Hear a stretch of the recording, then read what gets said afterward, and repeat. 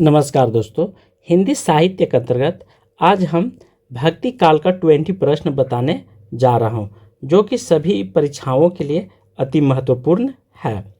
इसलिए आप लोग अंत तक जरूर पढ़ेंगे और आंसर देंगे।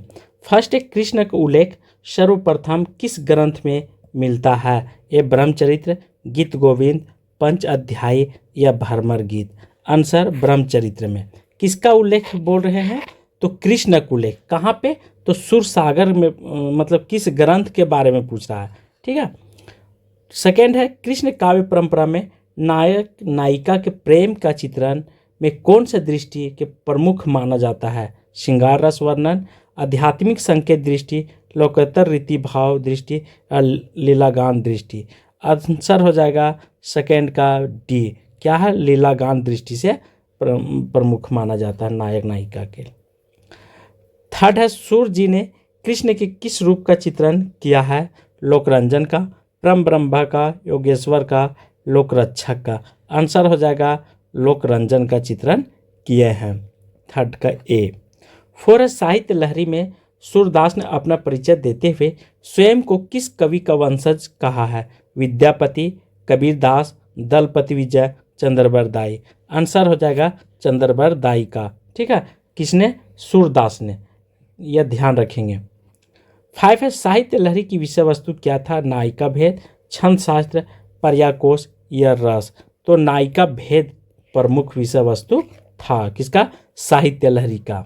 ठीक है, इसलिए आप इसे ध्यान रखेंगे।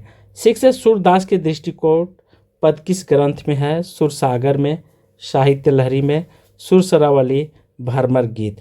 यहाँ पे प्रश्न करा है सूरदास के दृष्टिकूट। ठीक है, दृष्टिकूट के बारे में आपसे चर्चा कर रहा है, न कि दूसरे चीज़ों को। तो 6 का आंसर हो जाएगा बी, साहित्य लहरी में। अष्टछाप भक्त कवि में सुर के बाद सर्वाधिक ख्याति प्राप्त कवि कौन है? कृष्णदास, नंददास, परमानंददास, कुंभनदास? तो नंददास सुर सबसे प्रमुख ख्याति प्राप्त हुआ है। ठीक है, अष्टछाप में। अष्टछाप का अर्थ होता है 8 कवियों का ग्रुप। ठीक है, ध्यान रखेंगे। की दृष्टि से सुरसागर किस प्रकार का काव्य? प्रबंध काव्य, गेय मुक्तक काव्य है, खंड काव्य है या चंपू काव्य है? 8 का बी, गेय मुक्तक काव्य है। गेय मतलब गाने का, जिस तरह से, ठीक है, जो गाया जाता है उसे गेय मुक्तक काव्य कहा जाता है।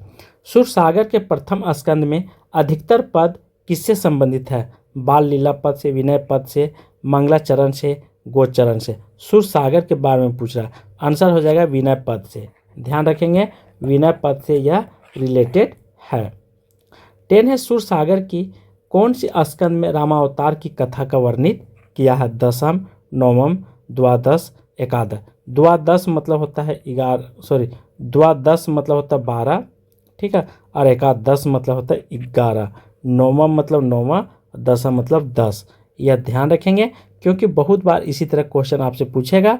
आंसर हो जाएगा नवम स्कंद में क्या है? भगवान श्री कृष्ण का रामावतार के बारे में चर्चा किया है।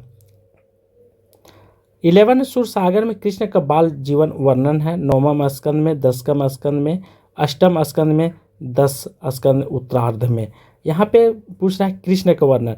इससे पहले क्वेश्चन पूछा था राम अवतार के बारे में, तो राम अवतार में 9वां हो जाएगा, और कृष्ण अवतार के बारे में आपसे पूछेगा तो यह 10वें स्कंद में हो जाएगा, उसके पूर्वार्ध में। 12 है, सुरसागर में कृष्ण के द्वारिका गमन से लेकर अंत तक जीवनी किस स्कंद में वर्णित है? द्वादश स्कंद में, दशम स्कंद के पूर्वार्ध में, एकादश स्कंद में या दशम स्कंद के उत्तरार्ध में?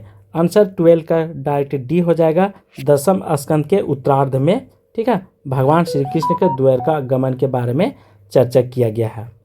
13 है, नंददास ने किस ग्रंथ में रासलीला के आध्यात्मिक व्याख्या करते हुए कृष्ण, वृंदावन मुरली, गोपी आदि को प्रतीक मान करके आध्यात्मिकता से जोड़ा है? विरह मंजरी, रास पंचाध्याय, मान मंजरी या सिद्धांत पंच अध्याय? बहुत मोस्ट इम्पोर्टेंट है 13। आंसर हो जाएगा बी। ठीक है, रास पंचाध्याय में आध्यात्मिक मान करके जोड़ा गया है। किसको किसको? भगवान श्री कृष्ण को वृंदावन, मुरली, गोपी आदि नामों से। 14 है, सूरदास की कौन सा रचना उपालम में श्रेष्ठ है? सुरसागर, भरमर गीत, साहित्य लहरी इनमें से कोई नहीं। बी हो जाएगा आंसर भ्रमर गीत। ठीक है, उपालभ के बारे में यहाँ पे चर्चा कर रहा है। लेकिन उद्धव और गोपी संवाद से युक्त काव्य को किस काव्य परंपरा के नाम से जाना जाता है? उद्धव शतक काव्य परंपरा, भ्रमर गीत काव्य परंपरा या भ्रमर गीत सार परंपरा। डी है उपालंब काव्य परंपरा। 15 का बी हो जाएगा भ्रमर गीत काव्य परंपरा के रूप में जाना जाता है। उद्धव और गोपी का संवाद। ठीक है। 16 भ्रमर गीत नाम से शुरू के काव्य को किसने संपादित किया है? आचार्य शुक्ल, डॉक्टर नगेंद्र, डॉक्टर रामकुमार वर्मा, इनमें से कोई नहीं। 16 का आंसर ये हो जाएगा आचार्य शुक्ल ने भ्रमर गीत के नाम को काव्य को संपादित किए हैं, आचार्य रामचंद्र शुक्ल।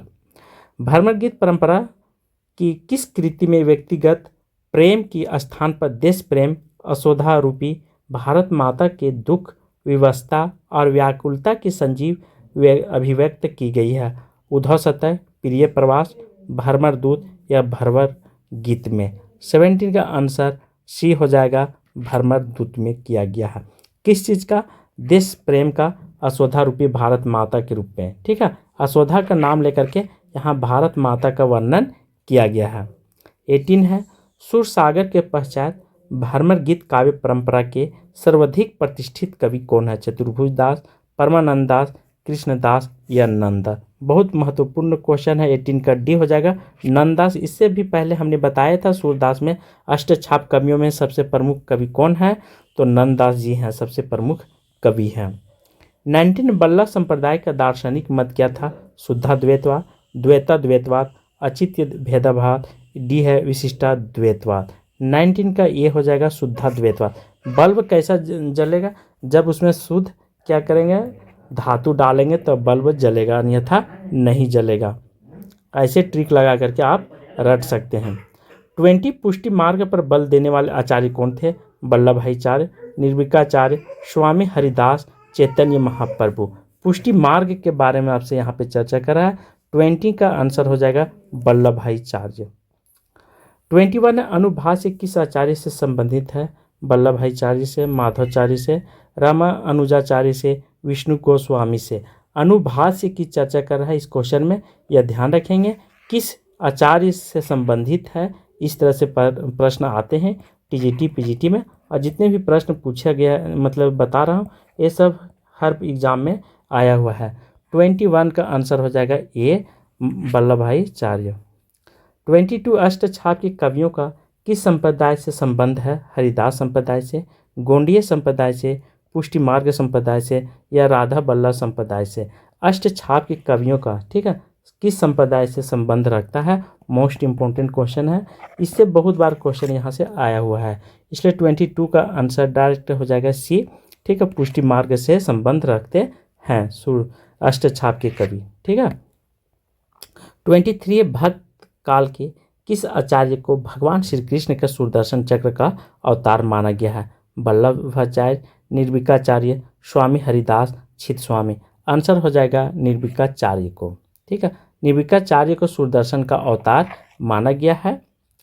24 किस संप्रदाय में उपासना को रसो उपासना कहा जाता है तथा गदी सेवा का विधान है? राधा बल्लभ संप्रदाय, सनक संप्रदाय, गोंडीय संप्रदाय या सखी संप्रदाय? 24 का आंसर हो जाएगा ये राधा बल्लभ संप्रदाय। ठीक है, क्या माना गया है? तो यहाँ पे उपासना को रसो उपासना कहा गया है, ये आपसे प्रश्न कर रहा है, ये नहीं कि उपासना का दूसरा नाम क्या है? रसो उपासना भी कहा गया। और फिर क्वेश्चन कर रहा है किस संप्रदाय से? ठीक है, और तथा गद्दी सेवा का विधान है, और ये तीसरा प्रश्न है यहाँ पे गद्दी सेवा का प्रावधान है। 25 है ध्रुवदास का संप्रदाय किस संप्रदाय से है? राधा बल्लभ संप्रदाय, चैतन्य संप्रदाय, निर्विका संप्रदाय या बल्लभ संप्रदाय? 25 का आंसर ये हो जाएगा राधा बल्लभ संप्रदाय से है ध्रुवदास का संबंध। ठीक है, क्वेश्चन कर रहा है कि ध्रुवदास का किस संप्रदाय से? संप्रदाय ये क्या है? जैसे धर्म को ही संप्रदाय आगे चल कर नाम दे दिया गया है। वो किससे ताल्लुक़ रखते थे, किस समुदाय से ताल्लुक़ रखते थे, किसने सूत्रपात किया, ये सब चीज़ें आपको जानना जरूरी है। आज के क्लास में यहीं पे समाप्त करता हूँ। थैंक यू, धन्यवाद।